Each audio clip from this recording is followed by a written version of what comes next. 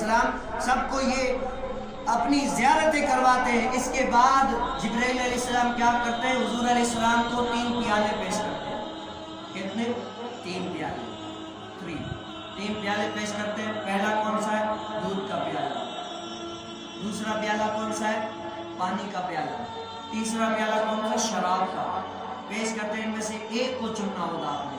تو حضور علیہ السلام میرا غیب دان آقا علیہ السلام چنتے کون سا؟ تو دودھ والا پیالہ چنتے. دودھ والا چنتے ہیں.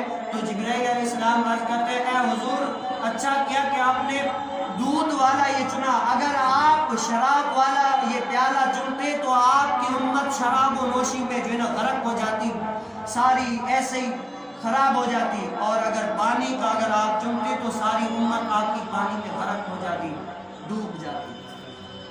اور روایتوں میں آتا ہے کہ چوتھا پیالہ شہد کا بھی تھا, اس میں سے بھی کچھ حضور علیہ السلام نے چنا.